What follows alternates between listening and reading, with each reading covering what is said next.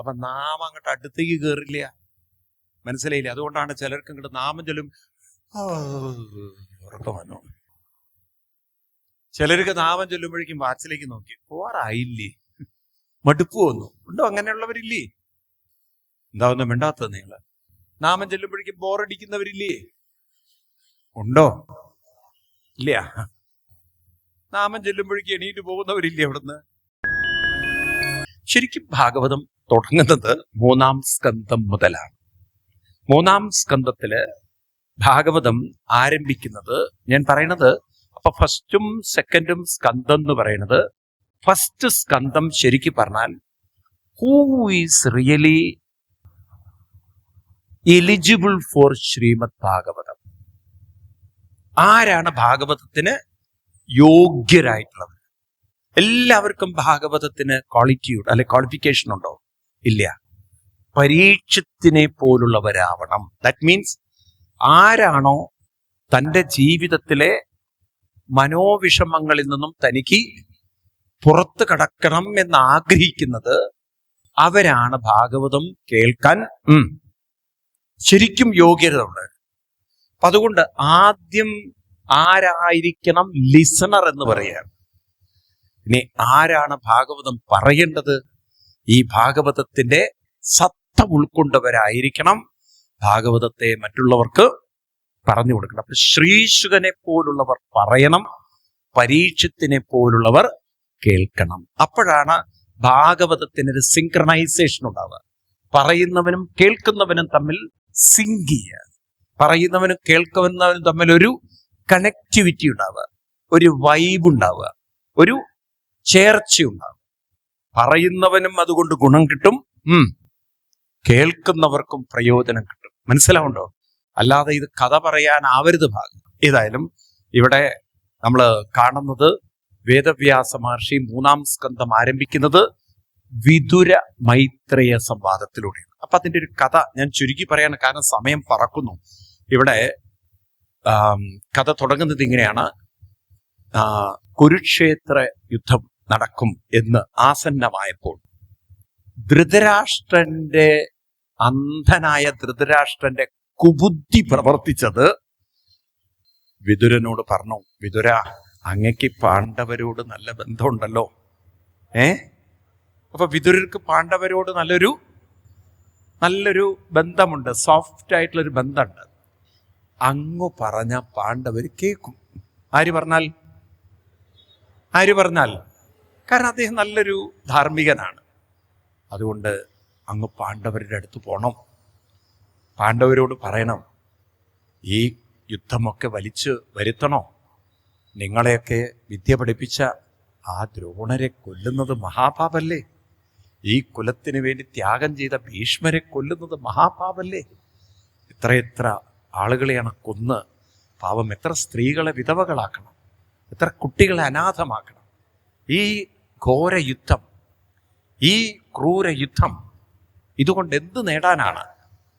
ഇതൊക്കെ ഒന്ന് പറയണം. ആരോട്? ഇത് യുദ്ധം ഒഴിവാക്കാൻ വേണ്ടിയിട്ടാണോ പറയുന്നത്?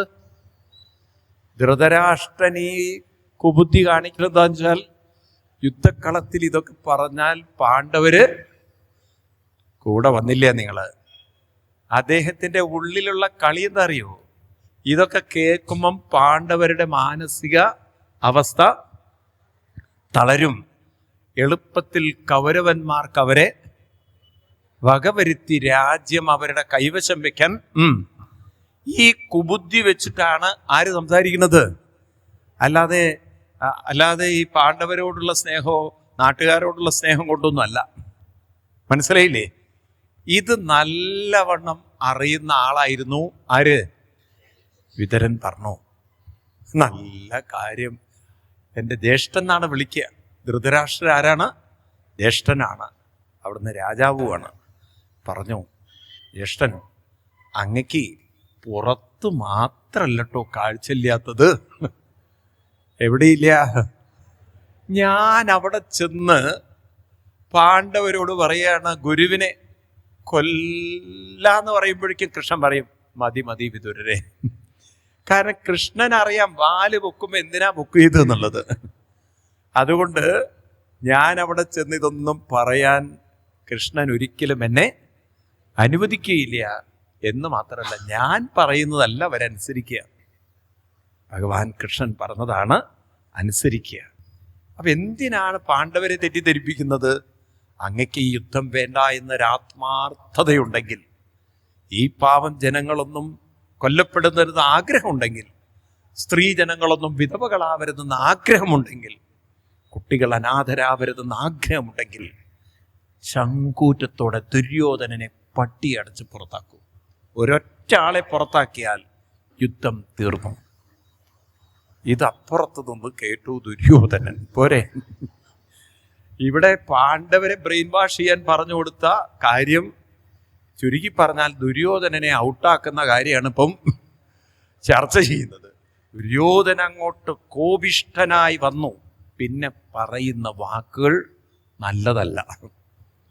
ഭാഗവതത്തിൽ തന്നെ പറയുന്ന ഇത്തമത്യുൽഭണകർണഭാണേ ഭ്രാതുപുരാമർമിത താടിതോപി സ്വയം ധനുർധാരിനിതായമായ, തൻ്റെ മർമ്മത്തിൽ കുത്തുന്ന അത്ര മോശം വാക്കുകളാണ് ദുര്യോധനന്റെ വായിൽ നിന്നും വന്നത്.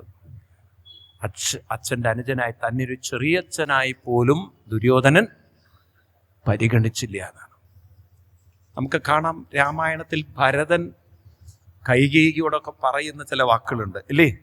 ലക്ഷ്മണൻ കോപിഷ്ഠനായി അച്ഛനെ കുറിച്ച് പറയുന്ന വാക്കുകളുണ്ട് ഇല്ലേ? ഉണ്ടോ ഇല്ലയോ? ആ നിയന്ത്രണം അങ്ങോട്ട് വിട്ടുപോയ സമയത്ത് കാമത്തിനടിമപ്പെട്ട സ്ത്രീജിതനായിട്ടുള്ളവൻ, നമ്മളെ നാടൻ ഭാഷയെ പറഞ്ഞ പെൺകോം തന്നെ. ആരെ വിളിക്കുന്നത്? ഒന്ന് അച്ഛനെ വിളിക്കുകയാണ്. നാണം കെട്ടവൻ, കൊല്ലാൻ ഞാൻ മടിക്കില്ല എന്നാ പറയണത്. അങ്ങനെ ഒരു അച്ഛനെ ഞാൻ കൊല്ലാൻ പോലും മടിക്കില്ല. രാമ, നിന്റെ പട്ടാഭിഷേകം ഞാൻ നടത്തും എന്നൊക്കെ ഇല്ലേ രാമായണത്തിൽ? ഉണ്ടോ ഇല്ലയോ? ഇതുപോലെ ആ വിതുരനെ അത്ര ക്രൂരമായ വാക്കുകളെ കൊണ്ട് മുറിവേൽപ്പിച്ചു ദുര്യോധനൻ. ധൃതരാഷ്ട്രൻ ഒരക്ഷരം മിണ്ടിയില്ല. അരുതുണ്ണി, അച്ഛൻ തുല്യമാണ്, നീ അച്ഛനെ വേദനിപ്പിക്കുന്നതിന് തുല്യമാണ് എന്നൊരക്ഷരം മിണ്ടിയില്ല. ആലോചിച്ച് നോക്കൂ, വിതുരനൊട്ട് പ്രതീക്ഷിച്ചതുമില്ല. പക്ഷെ വിതുരനുണ്ടല്ലോ, അനുഷ്ഠാനത്തിൻ്റെ ഒരു ശക്തിയായിരുന്നു. തന്നെ മഹാമോശം വാക്കുകൾ പറഞ്ഞ് അങ്ങോട്ട് തകർക്കാൻ ശ്രമിക്കുമ്പോൾ പൊട്ടിക്കരയുന്ന വിതുരരല്ല നമ്മൾ കാണുന്നത്. ഭാഗവതത്തിൽ പറയണത് സ്വയം ധനുർധാരിനിതായമായം ഗതവ്യതോ യാനൊരു മാനയാൻ. ഉള്ളിൽ പൊട്ടിച്ചിരിച്ചു അത്രേ. എന്താ ചിരിച്ചത്? ഹൗ, കൃഷ്ണന്റെ ഒരു അനുഗ്രഹം നോക്കണേ, എനിക്ക് എങ്ങനെങ്കിലും ഈ ദുരിതം യുദ്ധസ്ഥലത്ത് നിന്ന് പോയാ മതി എന്നാണ്. എങ്ങനെ പോകുന്നു വിചാരിച്ച് കാത്തിരിക്കുമ്പോഴാണ് ഈ നല്ലവൻ എന്നെ ഇവിടുന്ന് അങ്ങോട്ട് അടിച്ചു പറഞ്ഞിരിക്കുന്നത്. ഇവൻ ഈ സദ്ബുദ്ധി തോന്നിയല്ലോ കൃഷ്ണ, ഇനി എനിക്ക് എൻ്റെ വഴിയായല്ലോ എന്ന്. അവിടുന്ന് ഇറങ്ങുമ്പോൾ എന്താ ചിന്തിക്കണറിയോ? ഭാരതത്തിലെ പുണ്യസ്ഥലങ്ങളിലൊക്കെ ഒന്ന് യാത്ര ചെയ്യണം.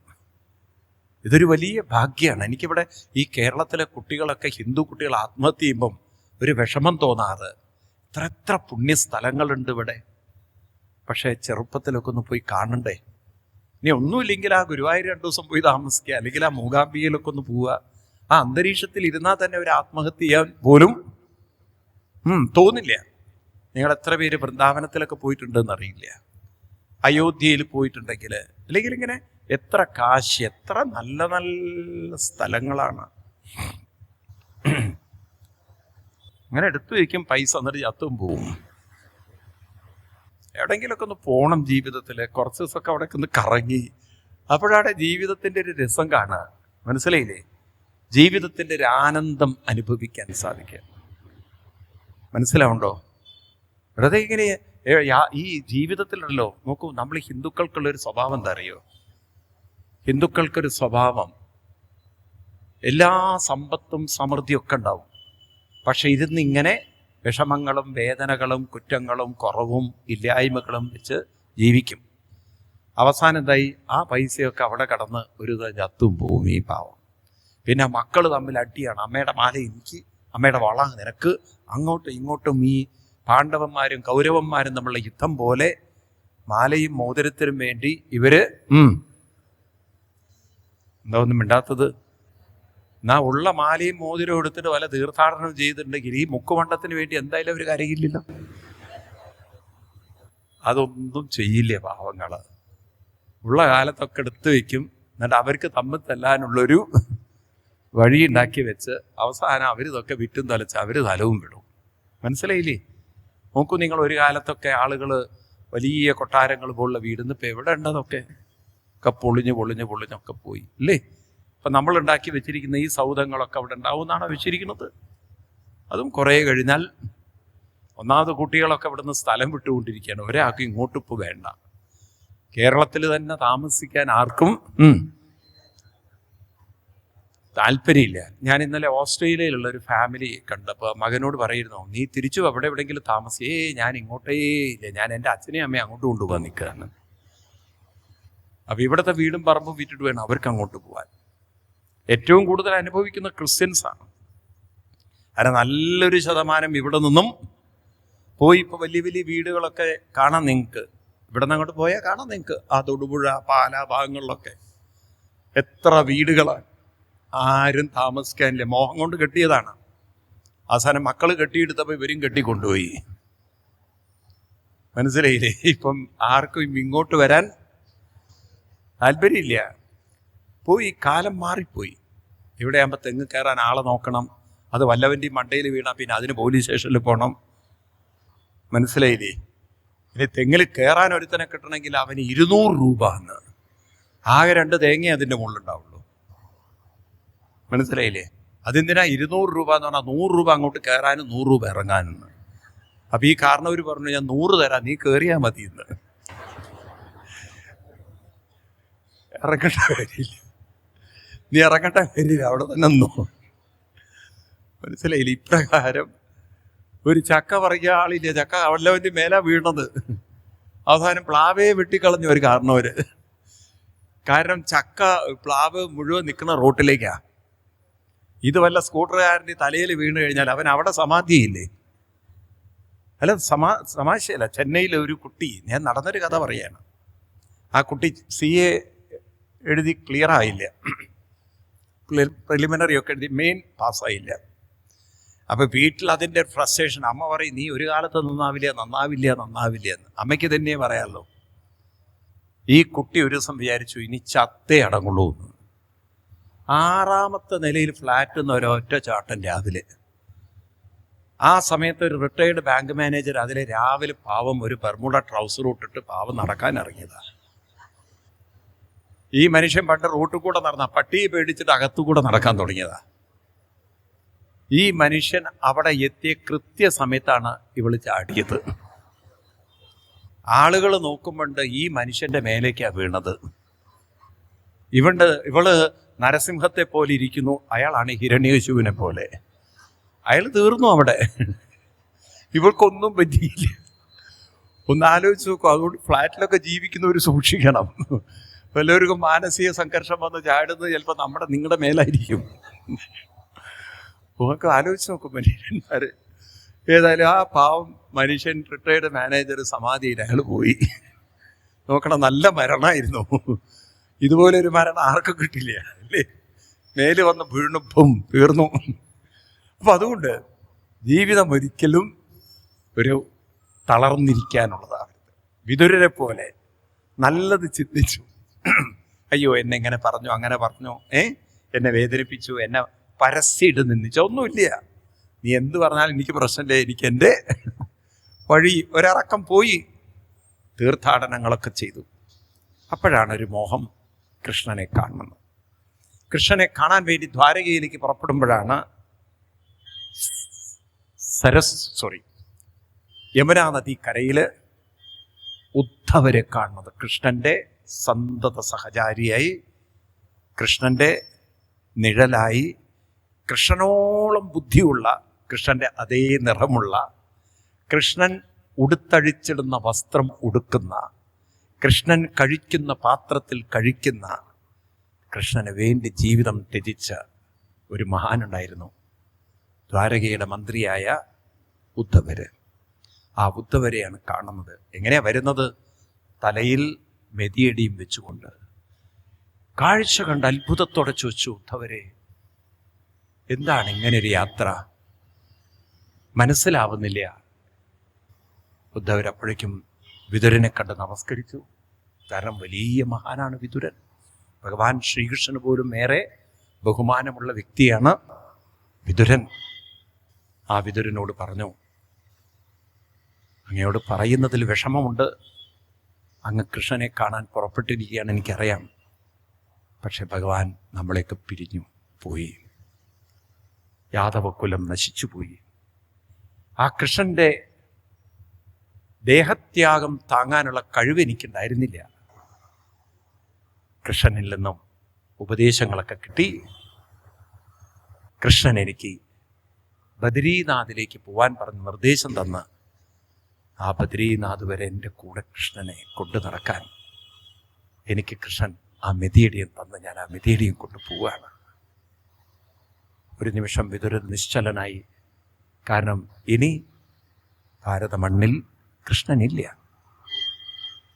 താൻ കൃഷ്ണനെ കാണാൻ വേണ്ടി പുറപ്പെട്ടതാണ്. ആ ഉദ്ധവന്റെ കണ്ണുകളിലേക്ക് നോക്കിയപ്പം ഉദ്ധവര് പറഞ്ഞു, വിതുരരെ, ഭഗവാൻ കൃഷ്ണന്റെ മഹിമ പറഞ്ഞാൽ തീരില്ല. ഞാൻ ഇങ്ങോട്ട് പുറപ്പെടാൻ നിൽക്കുമ്പോഴാണ് എന്നോട് പറയുന്നത്, ഉദ്ധവ, പോകുന്ന വഴിയിൽ യമുനാ തടത്തിൽ വിതുരരെ കാണുന്നതാണ്. അപ്പൊ വിതുരരെ കാണുന്ന കാര്യം കൃഷ്ണൻ നേരത്തെ മനസ്സിലാക്കി വെച്ചിരുന്നു. ആ വിതുരരോട് പറയണം, അദ്ദേഹത്തിന് എന്നോട് ചില ചോദ്യങ്ങളൊക്കെ ഉണ്ട്. അത് കൃത്യമായി പറഞ്ഞു കൊടുക്കാൻ, അതിനുള്ള ഉത്തരം പറഞ്ഞു കൊടുക്കാൻ ഞാൻ മൈത്രേയ മഹർഷിയെ ഏർപ്പാടാക്കിയിട്ടുണ്ടെന്ന് പറയണം. മൈത്രേയ മഹർഷിയുടെ ആശ്രമത്തിലേക്ക് പോകാൻ പറയണം. ആ വിതുരരത് കേട്ടതും പൊട്ടിക്കരഞ്ഞുപോയി എന്നാണ്. വിതുരോപി തർശത്വ. കാരണം പ്രേമവിക്വല. കാരണം ഇത്രയൊക്കെ ഭഗവാൻ എന്നെ കരുതിയിട്ടുണ്ടോ? ഞാൻ അങ്ങോട്ട് പോകുന്നതും എൻ്റെ ഉള്ളിലുള്ള ചോദ്യങ്ങളും അതിനുത്തരം തരാൻ സാധിക്കുന്ന ഒരു മഹർഷിയെയും ഒക്കെ ഒരുക്കി വെച്ചിട്ടാണല്ലോ കൃഷ്ണൻ പോയിരിക്കുന്നത്. എത്ര ഒരു കരുണയാണ് എന്നോട് കാണിച്ചിരിക്കുന്നത്. ഞാൻ എത്ര കടപ്പെട്ടിരിക്കുന്നു ആ കൃഷ്ണനോട്. ഭാഗവതത്തിലെ മനോഹരമാണ് ചില വരികളൊക്കെ. ആ 3-ാം സ്കന്ധത്തില് 4-ാം അധ്യായത്തിൽ ആ വിതുരന്റെ ആ ഭാവമൊക്കെ നമുക്ക് കാണും. വായിക്കുമ്പോഴേ അത് ശരിക്കും ഫീൽ ചെയ്യുള്ളൂ. വിതുരോവി ഉദ്ധവൽ ശുത്വാം കൃഷ്ണസ്യ പരമാത്മനാം ക്രീഡയോ പാത്തദേഹസ്യാം കർമാണി ശ്ലാഘിതാനി ച ദേഹന്യാസം തതസേവം ധീരാണം ധൈര്യവർദ്ധനം അന്വേഷാം ദുഷ്കരതരം പശൂനാം വിക്ലവാത്മനം ആത്മാനം ച കുരുശ്രേഷ്ഠ കൃഷ്ണേന മനസിക്ഷിതം ധ്യായൻ കഥേ ഭാഗവതേ രുരോധ പ്രേമ വിക്വലാം ആത്മാനം കുരുശ്രേഷ്ഠ കൃഷ്ണേന മനസേഷിതം. കൃഷ്ണന്റെ ആ മനസ്സിലുള്ള ആ ഈക്ഷണം, ആ കാഴ്ച, തന്നോടുള്ള കാരുണ്യം അതോർത്തുകൊണ്ട് രുരോധ പ്രേമവിക്വല. അത്രമാത്രം കൃഷ്ണനോടുള്ള സ്നേഹം കൊണ്ട് കുറേ അങ്ങോട്ട് പൊട്ടിപ്പൊട്ടിക്കരഞ്ഞോ എന്നാണ്.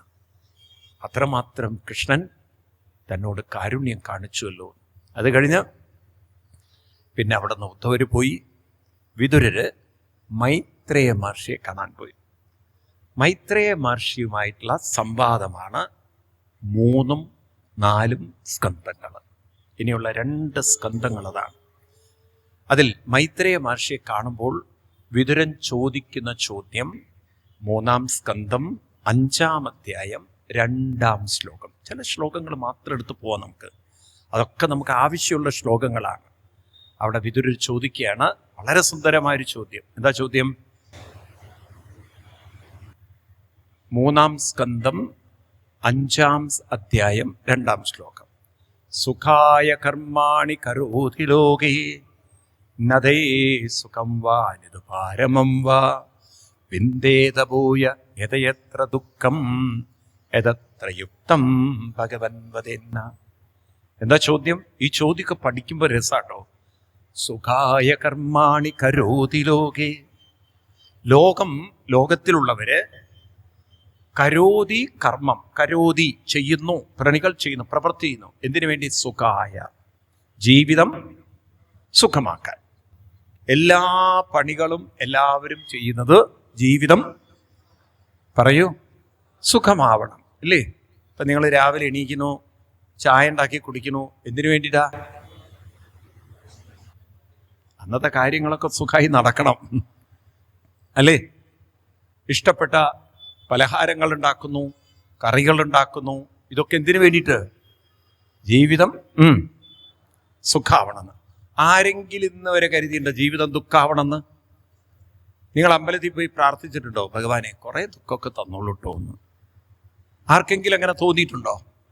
ഇന്ന് വരെ ആരെങ്കിലും ജ്യോത്സ്യരെടുത്ത് പോയിട്ടുണ്ടോ? എന്താ അറിയില്ല, ജ്യോത്സ്യരെ ഭയങ്കര സുഖം, ഒന്ന് നോക്കൂന്ന്. ആരെങ്കിലും സുഖം നോക്കാൻ പോയിട്ടുണ്ടോ? ഉണ്ടോ? ഇല്ല. എല്ലാവർക്കും ദുഃഖം വരുമ്പോഴാണ് ഇങ്ങോട്ടൊക്കെ ഓടുക, അല്ലേ? എല്ലാവർക്കും എന്താ വേണ്ടത്? സുഖം. സുഖത്തിന് വേണ്ടി മനുഷ്യൻ ഓരോരോ കാര്യങ്ങൾ ചെയ്യുന്നു. അങ്ങനെ സുഖത്തിന് വേണ്ടി കാര്യം ചെയ്യുമ്പോൾ ശ്രദ്ധിക്കണം നിങ്ങൾ, സുഖം കൂടി വരികയല്ല. സുഖങ്ങളെല്ലാം ക്രമേണ കുറഞ്ഞു കുറഞ്ഞു കുറഞ്ഞു കുറഞ്ഞു കുറഞ്ഞു കുറഞ്ഞ് ഒരുപാട് വിഷമങ്ങളും പ്രയാസങ്ങളും കൂടി വരുന്നു, അല്ലേ? ഇതെന്താണ് കാരണം എന്ന് ചോദിക്കുകയാണ്. അപ്പൊ സുഖത്തിന് പകരം അവസാനം വിന്ദേത ഭൂയ യഥയത്ര ദുഃഖം. അവസാനം ജീവിതത്തിന്റെ അവസാന നാളുകളില് ജീവിതം സുഖമായിട്ടല്ല മാറുന്നത്. എന്തായിട്ടാ മാറുന്നത്? ഇപ്പൊ ഞാൻ ചോദിച്ചാൽ നിങ്ങൾ ഉത്തരം പറയുമോ? ഉത്തരം പറയോ ഇല്ലയോ? അറ്റ്ലീസ്റ്റ് ശ്രമിക്കാന്നെങ്കിലും പറയൂടെ? ഉത്തരം പറയോ? ശ്രമിക്കാം. ഇപ്പൊ നിങ്ങളുടെ മക്കൾ നിങ്ങളോട് ചോദിക്കുകയാണ്, വിവാഹ ജീവിതം സുഖമാണോ ദുഃഖാണോ?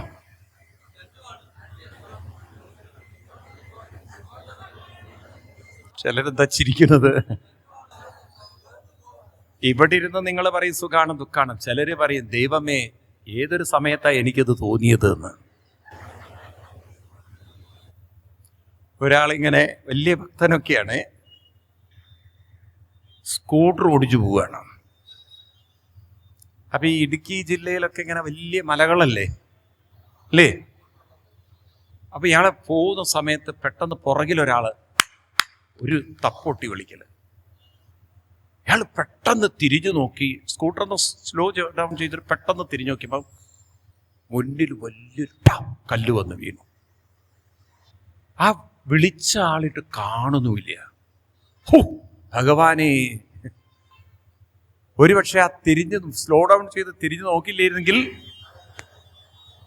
മണ്ടയിലായിരിക്കും വീഴുക. ഇതുപോലെ വേറെ സമയത്ത് ഇയാളിങ്ങനെ വണ്ടി ഓടിച്ചു പോകുമ്പോൾ ഒരാൾ പുറകിൽ നിന്ന് ഇയാളുടെ പേര് വിളിച്ചു.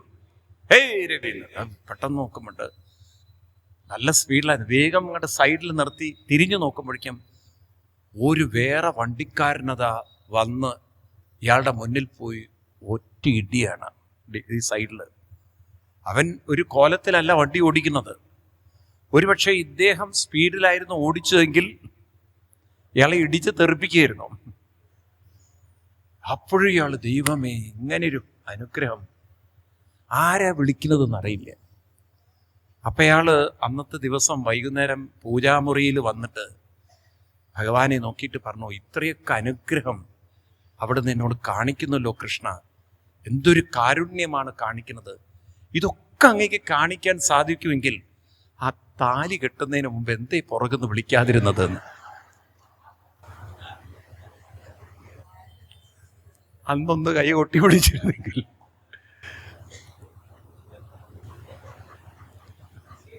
പെരുമ്പാവൂരിലല്ലോ ഈ കഥ.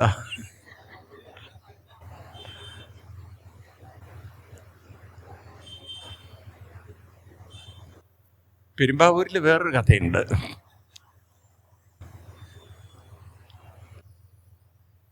ഒരാളിങ്ങനെ കമ്പനിയിൽ ജോലി ചെയ്യണേ, അവിടെ എന്തു പ്രശ്നം വന്നാലും പുഞ്ചിരിച്ചുകൊണ്ടിരിക്കും. അപ്പൊ ഇദ്ദേഹത്തിന്റെ ബോസ് MD, ഇദ്ദേഹം സൂപ്പർവൈസറാണ്. ചോദിച്ചു, ഈ ലേബേഴ്സൊക്കെ ഇങ്ങനെ പ്രോബ്ലം ഉണ്ടാക്കണോ, അവിടെ ആ പ്രശ്നം ഇവിടെ പ്രശ്നം, ഇതൊക്കെ അങ്ങയുടെ മുന്നിൽ വന്ന് പറയുമ്പം അങ്ങേ ഇതൊന്നും അങ്ങോട്ട് അലട്ടുന്നില്ലേ? അപ്പം അദ്ദേഹം പറഞ്ഞു, അലട്ടാത്തതല്ല കാരണം. പിന്നെ ഞാൻ എന്ത് പ്രശ്നം വന്നാലും അദ്ദേഹം പേഴ്സ് എടുക്കും. ആ സമയത്ത് തുറക്കും, പേഴ്സിൽ നോക്കി. അപ്പം ഇദ്ദേഹത്തിൻ്റെ ബോസ് ചോദിച്ചു, ആ പേഴ്സ് ഒന്ന് കാണിക്കുമെന്ന്. കാരണം അങ്ങനൊരു വലിയ മഹാത്ഭുത ശക്തി തരാൻ കഴിവുള്ളൊരു പേഴ്സ് കാണണമല്ലോ. ഇതെന്തൊരു ദൈവിക ശക്തിയുള്ള പേഴ്സാണെന്നുള്ളത്. അപ്പൊ പേഴ്സൊക്കെ എടുത്ത് തുറന്നപ്പോൾ ഒരു പെണ്ണിന്റെ ഫോട്ടോ ആണ്.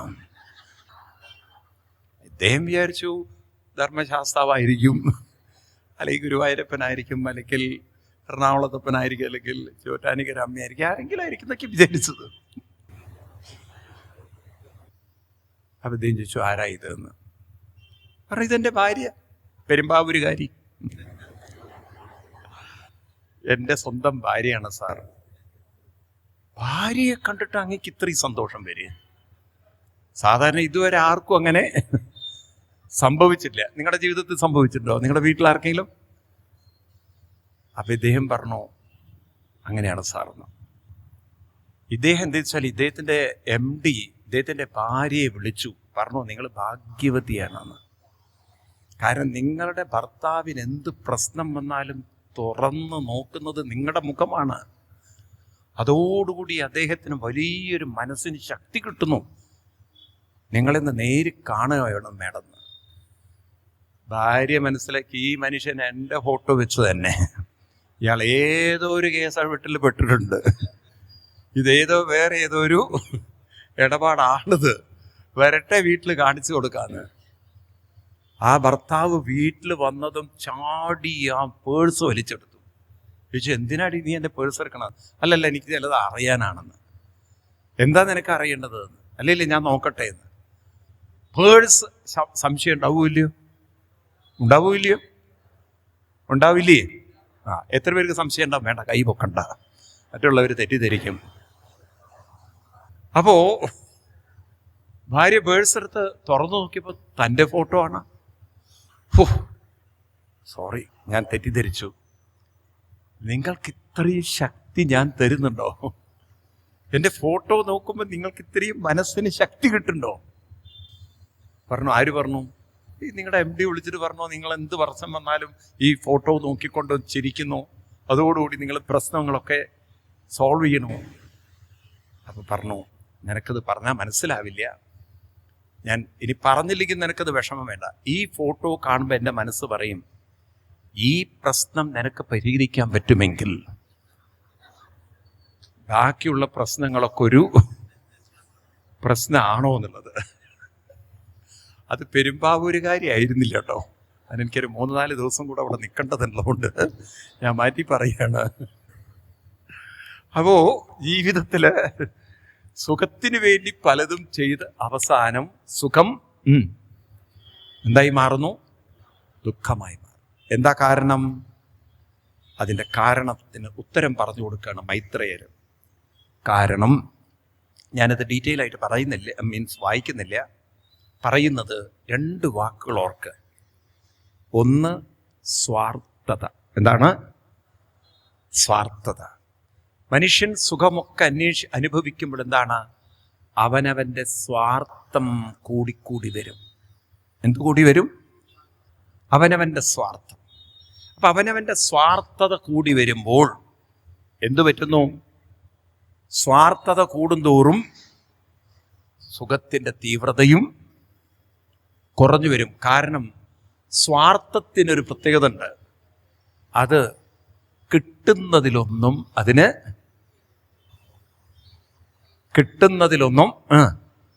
ഉറക്കെ പറയൂ, തൃപ്തി വരില്ല. എന്ന് മാത്രമല്ല, അതെപ്പോഴും മറ്റുള്ളവരിലേക്ക് നോക്കിക്കൊണ്ടിരിക്കും. അപ്പം നിങ്ങളൊക്കെ ഇത് അനുഭവിക്കുന്നവരാണ്. ആണോ? ആണോ അല്ലയോ? ഇപ്പം മകൻ കല്യാണം കഴിക്കാൻ പോകണു. മകൻ നിങ്ങൾക്കൊക്കെ സാരി എടുക്കുന്നു. എന്തു വാങ്ങിക്കുന്നു? സാരി വാങ്ങിച്ചു. സന്തോഷം ഉണ്ടാവില്ലേ? ഉണ്ടാവില്ലയോ?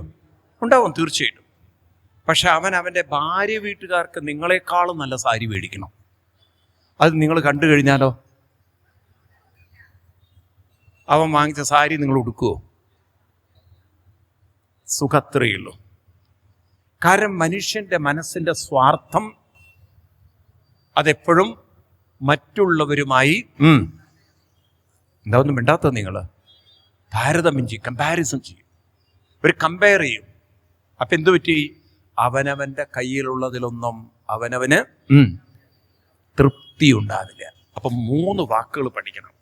1 സ്വാർത്ഥത, 2 അസംതൃപ്തി, 3 മറ്റുള്ളവരിൽ ഉള്ളതിനോട് അസൂയ. ഏതൊക്കെയാണ്? സ്വാർത്ഥതയുണ്ടോ? അസംതൃപ്തി, അതൃപ്തി ഉണ്ടാവും. എന്തുണ്ടാവും? തൃപ്തി ഉണ്ടാവില്ല. 3 മറ്റുള്ളവരുടെ കയ്യിലുള്ളതിനോട് എന്തുവരും? എവിടെയാ സുഖം കണ്ടെത്താൻ പറ്റുക? പറയൂ, സുഖം ഉണ്ടാവൂല്ലയോ? എന്താ ഒന്നും മിണ്ടാത്തത് നിങ്ങൾ? ഈ 3 സാധനം ഉള്ളിലുണ്ടെങ്കിൽ സുഖം കണ്ടെത്താൻ പറ്റുമോ? പറയൂ. നിങ്ങൾ സദ്യക്ക്, കല്യാണ സദ്യക്ക് ഇരിക്കണോ? കല്യാണ സദ്യക്ക് ഇരിക്കുന്ന സമയത്ത് ഓരോ വിഭവങ്ങളെ വിളമ്പുന്നു. എല്ലാം വിളമ്പി, പപ്പടം വിളമ്പിയൊക്കെ പൊടിഞ്ഞ പപ്പടം, നിങ്ങൾക്ക് അപ്പുറത്ത് നല്ല പപ്പടവും. ആ വിളമ്പിയവൻ്റെ മുഖത്തേക്ക് നിങ്ങൾ നോക്കില്ലേ? ആ നല്ല പപ്പടം കിട്ടിയ ആൾ നിങ്ങളുടെ മുഖത്തേക്ക് ദയനീയമായി നോട്ടവും. കഴിഞ്ഞില്ലേ സദ്യയുടെ കോലം? പിന്നെ ആ സദ്യ കഴിക്കാൻ തോന്നുമോ? പറഞ്ഞു നിങ്ങൾ. അപ്പൊ മനുഷ്യന്റെ മനസ്സിൽ സ്വാർത്ഥതയും അതൃപ്തിയും, പറയൂ, അസൂയയും ഉള്ളിടത്തോളം കാലം ഒരു സുഖവും അനുഭവിക്കാൻ മനസ്സ് നമ്മളെ പറയൂ. അതുകൊണ്ടാണ് ഇന്നത്തെ തലമുറയ്ക്ക് ഒന്നിലും ഒരു സുഖമില്ലാത്തത്. മനസ്സിലാവുണ്ടല്ലോ? കല്യാണം കഴിഞ്ഞാൽ ഭാര്യയോടല്ല താല്പര്യം, വേറൊന്നിനെ കൊണ്ട് അത് ഒട്ടിക്കൊണ്ടിരിക്കുന്നത്. ഇന്നാണെങ്കിൽ ആപ്പ് വയ്ക്കാൻ വാട്സാപ്പും ഉണ്ട്, സംവിധാനങ്ങളുമായി, ഇല്ലേ? കാലം മാറിപ്പോയി. ഈ തരത്തിൽ ജീവിതത്തിൽ ഇതിൽ നിന്ന് പുറത്ത് കിടക്കണം. ഏതിൽ നിന്ന്? ഈ സ്വാർത്ഥതയിൽ നിന്നും. അതിനെന്താണ് വഴി? ഇതിനാണ് യജ്ഞജീവിതം. എന്താണ്? അപ്പം മനസ്സിന് ചില പരിശീലനങ്ങൾ ആവശ്യമാണ്. അല്ലെങ്കിൽ അത് സ്വാർത്ഥത വിടില്ല. അതെന്ത് ചെയ്യും? ഓരോന്നിലും അത് സ്വാർത്ഥത വെച്ച്, ഓണർഷിപ്പ് വെച്ച്, പൊസസീവ്നെസ് വെച്ച്, ഗ്രീഡ് വെച്ച് അത് ജീവിക്കും. അവസാനം എന്തായി? ഒന്നിലും ഒരു തൃപ്തിയില്ലാതെ മറ്റുള്ളവർക്ക് ഉള്ളതിലൊക്കെ വിഷമവും അസൂയയും, അവരെ കുറ്റപ്പെടുത്തിയും രാഗിയും, ഈ രീതിയിലൊക്കെ ജീവിതം തുലച്ചു കളയും. മനസ്സിലാവുണ്ട്? പ്രായമാകും തോറും ഈ രോഗം നമ്മളെ പിടികൂടും. എന്ത്? മറ്റുള്ളവരിൽ ഉള്ളതിനെ അസൂയപ്പെടുക, അവനവന് എന്നും വിഷമങ്ങളും വേദനകളും കാണുക. മനസ്സിലാവുണ്ടല്ലോ? അതുകൊണ്ടാണ് പ്രായമാകുന്നവരെ മറ്റുള്ളവർക്ക് ഇഷ്ടപ്പെടാത്തത്. കാരണം കുറ്റപ്പെടുത്തുന്ന സ്വഭാവം കൂടുതലും അവനവനെ എപ്പോഴും ഇടിച്ചു താഴ്ത്തുന്നത് കൂടുതലുമായി മാറുമ്പോൾ, അല്ലെങ്കിൽ അവനവൻ്റെ മഹത്വം, പെരുമ വലുതാക്കി ഇങ്ങനെ പുകഴ്ത്തി പ്രശംസ പറയുക, മറ്റുള്ളവരെ താഴ്ത്തുക. ഈ തരത്തിലൊക്കെ ഉള്ള സ്വാർത്ഥത, ഈ തരത്തിലുള്ള പെരുമാറ്റങ്ങളൊക്കെ കൊണ്ടു നടന്നാൽ ഒറ്റപ്പെടും. അതുകൊണ്ടാണ് ഈ ഓൾഡ് ഏജ് ഹോമിലൊക്കെ പോയി നോക്കൂ നിങ്ങൾ, അവിടെയൊക്കെ ആളുകൾ അങ്ങോട്ടും ഇങ്ങോട്ടൊക്കെ ഈ സ്പർദ്ധയിൽ ജീവിക്കുന്നത്. മനസ്സിലാവുണ്ടല്ലോ? അപ്പം പ്രായമാകും തോറും നമ്മുടെ മനസ്സിൽ നിന്ന് ഇത്തരത്തിലുള്ള വൈകൃതങ്ങളെ, ഇത്തരത്തിലുള്ള പുഴുക്കുത്തലുകളെ, ഇത്തരത്തിലുള്ള ദുർബലതകളെ എന്ത് ചെയ്യണം? മാറ്റണം. അപ്പൊ എന്തു വേണം?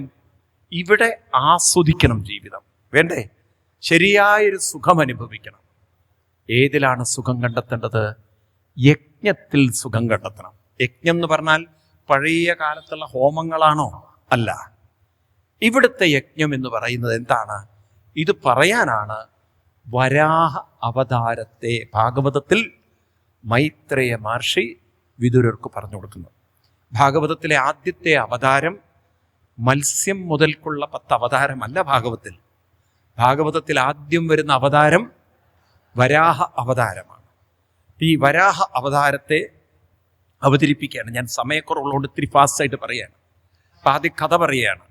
അതായത് പണ്ട് ഭൂമിയിലെ ആദ്യത്തെ മനുഷ്യപ്രജകൾ എന്ന് പറയുന്നത് സ്വയംഭുവ മനുവും ശതുരൂപാദേവിയുമാണ്. ആരൊക്കെയാണ്? അവര് ഭൂമിയിൽ വസിക്കാൻ നോക്കുമ്പോൾ ഭൂമി കാണുന്നില്ല. ഭൂമിയെയും കൊണ്ട് ഒരസുരൻ പോയി. ആരാണ് ഈ അസുരൻ? ദിതിയുടെ 2 മക്കളായിരുന്നു, ഹിരണ്യാക്ഷനും. അപ്പൊ അതിന്റെ പിന്നിൽ കഥ വേറെയുണ്ട്. ഒരു സന്ധ്യാസമയത്ത് ദിതി എന്ന ഭർത്താവിനോട് പറയും, ഞാൻ കാമത്താൽ പീഡിതയാണ്, എന്താ എനിക്ക് എന്നെ സ്വയം നിയന്ത്രിക്കാൻ പറ്റുന്നില്ല, എനിക്ക് പുത്രന്മാര് വേണം. പറഞ്ഞു, ദേവി ഇത് സന്ധ്യാസമയമാണ്, ഇപ്പൊ പുത്രോത്പാദനത്തിന് പറ്റിയൊരു സമയമല്ല, ദേവി എന്നെ പ്രേരിപ്പിക്കരുത്. പക്ഷെ ദേവി പറഞ്ഞു, എനിക്ക് എന്നെ നിയന്ത്രിക്കാൻ പറ്റുന്നില്ല എന്ന് പറഞ്ഞപ്പോൾ പുത്രോത്പാദനം ചെയ്ത് ശപിച്ചു കളഞ്ഞു, നിനക്കുണ്ടാവുന്ന പുത്രന്മാര് അസുരന്മാരായി തീരട്ടെ. അങ്ങനെയാണ് ദിതിയിൽ ഹിരണ്യാക്ഷനെന്നും ഹിരണ്യകശിപു എന്നും 2 പുത്രന്മാർ. അതിൽ ഹിരണ്യാക്ഷൻ ഭൂമിയെ അപഹരിച്ചു എന്നാണ്. ചില്ലറ മോഷണമൊന്നുമല്ല. ഇതൊക്കെ ഇപ്പം സ്വർണം മോഷ്ടിച്ചു, അല്ലെങ്കിൽ വള മോഷ്ടിച്ചു, അത് മോഷ്ടിച്ചു എന്നൊക്കെ പറയും. ഇത് ഏത് തന്നെ മോഷ്ടിച്ചു? ഭൂമിയെ തന്നെ. അതിപ്പോൾ എങ്ങനെയാ മോഷ്ടിക്കുക എന്നൊക്കെ നോക്കാം നമുക്ക്. കാര്യം ഭൂമി ആർക്കും മോഷ്ടിക്കാൻ പറ്റില്ല നമുക്കറിയാം. ഏതായാലും അങ്ങനെ ഭൂമിയെ മോഷ്ടിച്ച് ഭൂമിയിൽ വസിക്കാൻ ഭൂമിയില്ല. സ്വയംഭൂമനും ശതുരൂപാദേവി ഇരുന്ന് ധ്യാനനിരതരായി.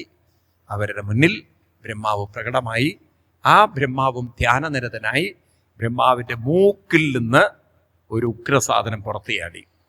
അന്ന് കോവിഡ് ഇല്ലാത്ത കാലമാണ്, അതുകൊണ്ട് കുഴപ്പമില്ല. അപ്പം മൂക്കിൽ നിന്നൊരു സാധനം ചാടിയത് ടെസ്റ്റ് ചെയ്യാൻ പോയില്ല. പിന്നെ എന്ത് ചെയ്തു? അതാണ് പിന്നീട് ഒരു ഉഗ്രരൂപമായി മാറി വരാഹ രൂപമായി അവതരിച്ചത്. അപ്പോഴേക്കും വരാഹത്തെ എല്ലാവരും സ്തുതിക്കാൻ തുടങ്ങി. ആ വരാഹത്തെ വിളിക്കുന്നത് യജ്ഞവരാഹം എന്നാണ്. എന്താണ്? ആ വരാഹമൂർത്തി തൻ്റെ തേറ്റമേൽ രസലോകത്തിൽ ഒളിപ്പിച്ചു വെച്ച ഭൂമിയെ ഉയർത്തിക്കൊണ്ടുവന്ന് യഥാസ്ഥാനത്ത് വച്ചു ഹിരണ്യാക്ഷനെ വധിച്ച കഥയാണ് വരാഹ അവതാര കഥ. ഇത് വളരെ ഡീറ്റെയിൽ ആയിട്ട് ഭാഗവത്തിൽ പറഞ്ഞിട്ടുണ്ട്. ഞാൻ ചുരുക്കി പറഞ്ഞു മാത്രം, കാരണം സമയമില്ലാത്തതുകൊണ്ട്. അപ്പം നമുക്കറിയാം ഭൂമിയെ ഒന്നും ഒരാൾക്കും അപഹരിക്കാൻ സാധ്യമല്ല. അപ്പം എന്താ മനസ്സിലാക്കേണ്ടത്? ഭൂമിയെ അപഹരിച്ചു എന്നൊക്കെ പറഞ്ഞു കഴിഞ്ഞാൽ അർത്ഥമെടുക്കേണ്ടത് ശ്രദ്ധിക്കുക.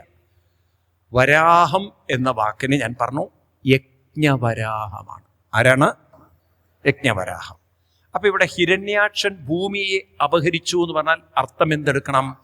ഭൂമി എന്ന് പറഞ്ഞാൽ ഭൂമിക, മനസ്സിനെ അപഹരിക്കുന്ന സ്വാർത്ഥതയും അസൂയയും, നേരത്തെ പറഞ്ഞില്ലേ 3 ആസക്തിയുമൊക്കെയാണ് ഏത്? ഈ ഹിരണ്യാക്ഷൻ എന്ന് പറയുന്നത്. ഹിരണ്യാക്ഷൻ. അപ്പൊ ഹിരണ്യാക്ഷൻ എന്ത് ചെയ്യും? മനസ്സിന്റെ സ്വസ്ഥതയും സമാധാനവും സുഖവും എന്ത് ചെയ്യും? അപഹരിച്ചു കളയും. ഇതിനെ രസലോകങ്ങളിൽ കൊണ്ടു നിർത്തും. എന്താ രസലോകം?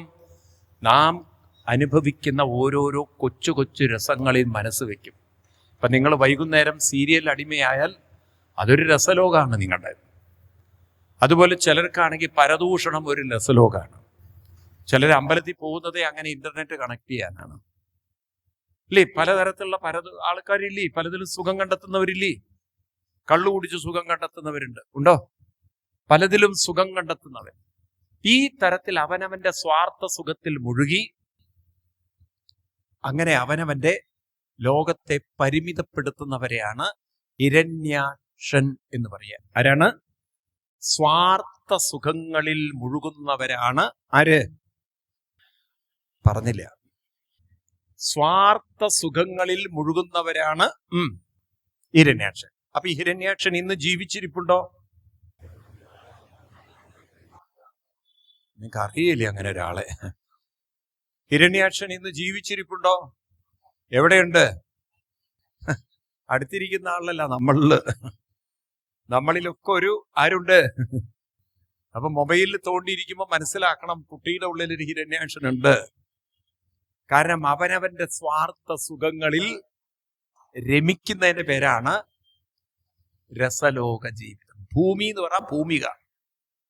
ഭൂമിയെ മനസ്സിനെ ഉണർത്തുന്നത് കൊണ്ടാണ് ഭഗവാനെ ഭൂമൻ എന്ന് വിളിക്കുന്നത്. എന്താണ്? നിങ്ങൾ നാരായണീയത്തിൽ ഈ ഭൂമൻ എന്നുള്ള പ്രയോഗമൊക്കെ ഭട്ടതിരിപ്പാട് പറയും. ഭൂമൻ കായേന വാചാ മുഹുരവി മനസാ ദ്വൽബല പ്രേരിതാത്മാ യദ്യത് കുർവേ സമസ്തം. ഇതെവിടെയാണ് ശ്ലോകം? 91-ാം ദശകത്തിലെ 2-ാം ശ്ലോകം. ഭൂമൻ കായേന വാചാ മുഹുരവി മനസാ ത്വൽബല പ്രേരിതാത്മാ യദ്യത് കുർവേ സമസ്തം. എന്താണ്?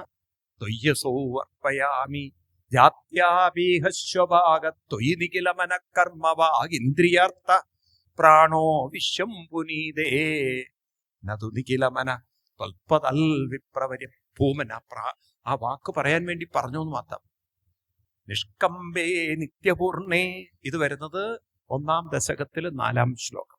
നിഷ്കമ്പേ നിത്യപൂർണേ നിരവധി പരമാനന്ദ പീയൂഷരൂപേ നിർലീനാനേകമുക്താവലി സുഭഗതമേ നിർമ്മല ബ്രഹ്മസിന്ധോ കല്ലോലോലാസതുല്യം ഖലു വിമലതരം സത്വമാഹുത്തദാത്മാ കസ്മാനോ നിഷ്കളസ്ത്വം സകളയിതി വദ ത്വൽകലാസേവ ഭൂമൻ. ആ ഭൂമൻ എന്നുള്ള പ്രയോഗമൊക്കെ ഭട്ടതിരിപ്പാട് 2-3 തവണ ആവർത്തിച്ചിട്ടുണ്ട്. അപ്പൊ ഭൂമൻ എന്ന് പറഞ്ഞാൽ മനസ്സിനെ ഉണർത്തുന്നവർ. ഭൂമി എന്ന് പറഞ്ഞാൽ മനസ്സ് നടത്തും. ആ മനസ്സിനെ സ്വാർത്ഥ സുഖങ്ങളിൽ ഉറപ്പിക്കുന്ന അസുരന്റെ പേരാണ്, സ്വാർത്ഥതയുടെ പേരാണ് ഹിരണ്യാക്ഷൻ. ഈ ഹിരണ്യാക്ഷനെ, നമ്മുടെ ഉള്ളിലുള്ള സ്വാർത്ഥത, നമ്മുടെ ഉള്ളിലുള്ള അസൂയ, നമ്മുടെ ഉള്ളിലുള്ള ആസക്തികൾ, ഇതിനെയൊക്കെ ഒന്ന് മാറ്റിയെടുക്കണമെങ്കിൽ യജ്ഞവരാഹം വരണം. വരാഹത്തിന്റെ പ്രത്യേകത എന്താ അറിയോ? പന്നിയുടെ പ്രത്യേകത, എല്ലാ മാലിന്യത്തിലും ഇറങ്ങി ഇരുന്നാലും അതിനെ ഒരഴുക്കും ഒരു രോഗവും പറയൂ ബാധിക്കില്ല. ഇതുപോലെ നമ്മുടെ ഉള്ളിലൊരു വരാഹം വരണം. അതേത് വരാഹം? യജ്ഞവരാഹം. യജ്ഞം എന്നാൽ 2 കാര്യങ്ങളാണ് യജ്ഞം: സത്സംഗവും സാധനയും. ഏതാണ്? ഇത് രണ്ടും കൊണ്ടു നടക്കാൻ സാധിക്കുന്നതിന്റെ പേരാണ് യജ്ഞജീവിതം. നിങ്ങൾ എവിടെയൊക്കെ നിങ്ങൾക്ക് കേൾക്കാൻ, ഇന്നാണെങ്കിൽ നിങ്ങൾക്ക് യൂട്യൂബിലൂടെയൊക്കെ കേൾക്കാം അല്ലേ? ധാരാളം പ്രഭാഷണങ്ങൾ യൂട്യൂബിലുണ്ട്, ഉണ്ടോ ഇല്ലയോ? ധാരാളം പാരായണങ്ങൾ, എന്തു വേണമെങ്കിലും പഠിക്കാൻ ഇന്ന് സൗകര്യമാണ്. പണ്ടത്തെ ഇതിനേക്കാളും സൗകര്യമാണ്. ആണോ അല്ലയോ? അപ്പൊ നല്ലത് കേൾക്കുക, പഠിക്കുക. ഇന്നിപ്പം പണ്ടത്തെ ഇതിനേക്കാളും സൗകര്യങ്ങളുണ്ട്. അപ്പൊ അങ്ങനെ സത്സംഗം കേൾക്കുക, പഠിക്കുക. അതുപോലെ തന്നെ ദിവസവും കുറച്ചു നേരം ഇരുന്ന് ജപസാധനകൾ ചെയ്യുക. ഇതിന്റെ പേരാണ് വരാഹം. ഇതിന്റെ പേരാണ് വരാഹം. അഹത്തെ വരിക്കണം. അഹം എന്ന വാക്ക് ഓർക്കണം നിങ്ങൾ. അഹമേവ സമേവാഗ്രേ നാന്യത്യ സദസത്പരം പശ്ചാദഹം യഥേതശ്ച യോപശിഷ്യേത സുസ്മ്യഹം. അപ്പൊ എന്തുണ്ടാവും? നിങ്ങൾ ഈ നാമജപത്തിലൊക്കെ ക്രമേണ മുഴുകി നിങ്ങൾക്ക് മറ്റൊരു സുഖം വരും. അതിന്റെ പേരാണ് ആത്മസുഖം. എന്താണ്? ഒരു ആത്മസുഖം, ആത്മതൃപ്തി, ആത്മലയം. മനസ്സിലാവുണ്ടല്ലോ? മറ്റേത് സ്വാർത്ഥ സുഖം. ഏതാണ്?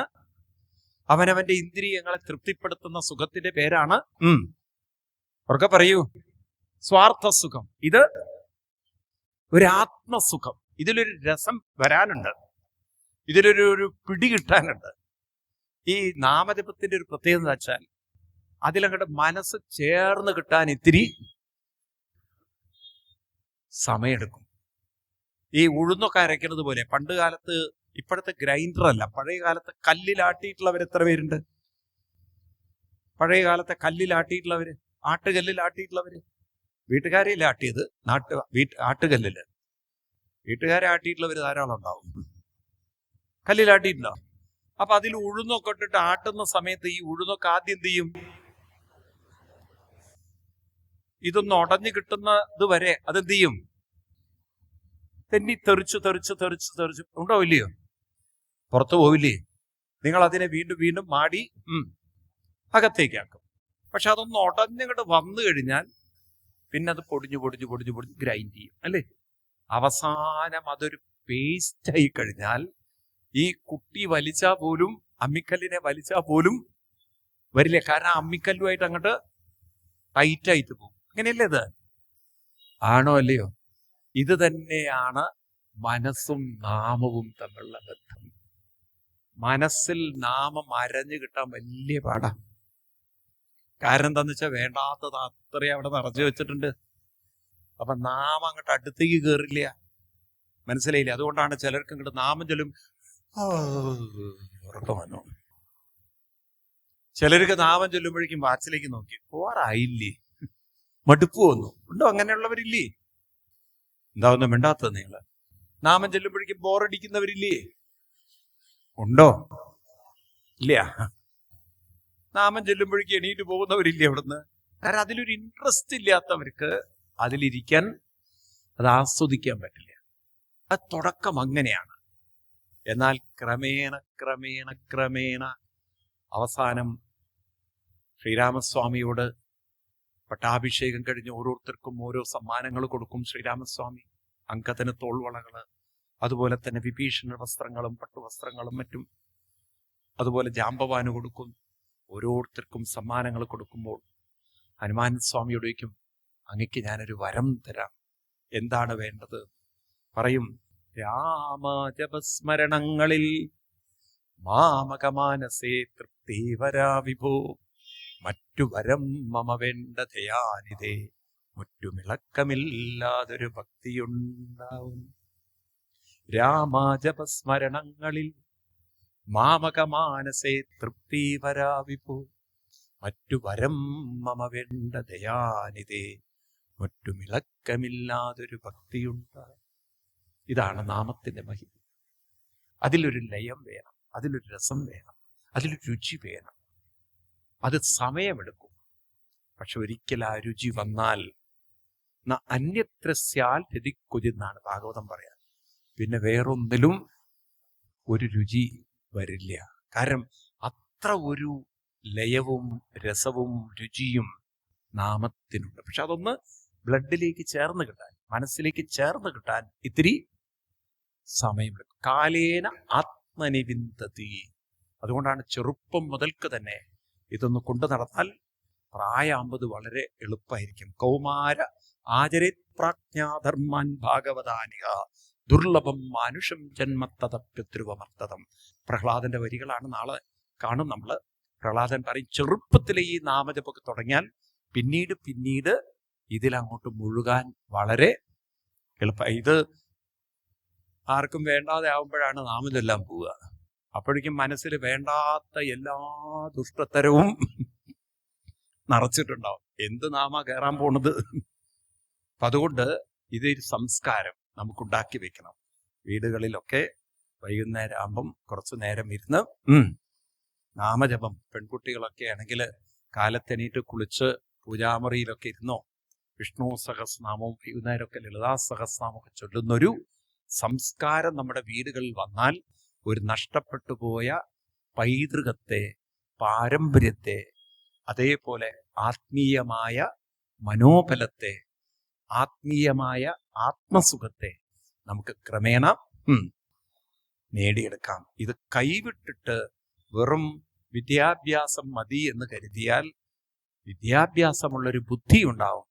പക്ഷേ മനോബലമില്ലാത്തൊരു മനസ്സ് തളർത്തി ജീവിതം